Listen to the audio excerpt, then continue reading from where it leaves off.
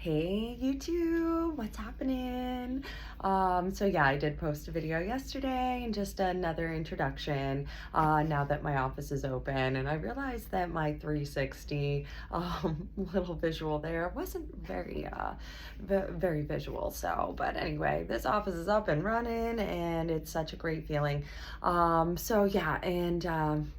it just kind of makes me think about limiting beliefs and what we go through and what we tell ourselves when we're on to these bigger ventures, when we want to establish something or just make change in our life, and that self-talk that we do have, and everybody has it. I think a big difference is how much do we recognize that we have it and what is the limitation. For me, it's like, can I support myself? Can I support myself while I support others? For me, I've always been a big support to others and helping them to achieve their own business, helping, to just be that person who will pick up the slack and just make sure that things run to a standard. I love systems and procedures. I don't like creating them, I like following them. So that's where too, right? Knowing yourself, being able to step back, witness yourself in situations, witness yourself in actions, but then also to hear what you're saying, understand how to witness the thoughts that come up around the language, the actions, but mostly the desire. Have you ever gotten to a place where you want something, right? Oh, I'm gonna wake up every morning and start working out. Oh, I'm gonna, do XYZ. I'm gonna food prep. I'm going to have better self-care habits. I'm going to do all of these things. And then when it comes time to actually do them, something stops us. Like, oh, well, I'll start tomorrow. I'm just going to start tomorrow because I really want to sleep in today. And oh, I didn't go to the grocery store because what, right? Or, oh, I don't have, individual containers to put the food in that I'm going to prep. So it always, recognizing those limitations and those limiting beliefs around the action we do want to take, it just, procrastinates the success. It procrastinates success. So that's where, even for me, when everything that happened to me in the last, and not, I don't want to say happened to me, right? So right there, everything that happened for me was an ability for me to witness, right? Stepping into a new version, making a choice. I could easily, go get another job, right? And be a support system to somebody else, but I'm not resonating with that. And I'm not being called, and the universe wasn't guiding me there. If that's what I was supposed to be doing, I would have just, another job would have presented itself. I would have actually gone that route to look, to see what's out there in my field and what I might want to step into. But ever since, what happened for me was just leading me to become my own support system and working through the paradigm and the limiting beliefs that I don't deserve to, that I can't, that I'm not qualified enough, that I'm not an authority enough, that, what if nobody wants what I'm offering?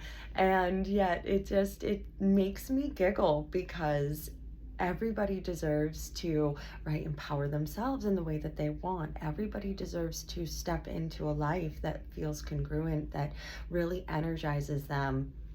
And it's not always that we know what that is yet, but taking the steps, the action steps, when we decide to do something, how can we set ourselves up for success? How can we say, if Monday I'm going to wake up and go to the gym and I'm going to start a habit and a routine, how do we prepare, right? Maybe it's going to bed earlier the night before, setting multiple alarms to make sure we get up, putting our clothes out so that we are prepared. We don't have to think about what we're wearing the next day, prepping the workout that we want to do in the gym, so that we already know what we're getting into and we don't walk in and go, well, I don't know any of this equipment, or I just don't know what I wanted to do. So those are all ways that we create more successful action habits to achieve the things that we want in our life. And it really does work like that with your language and your thoughts too.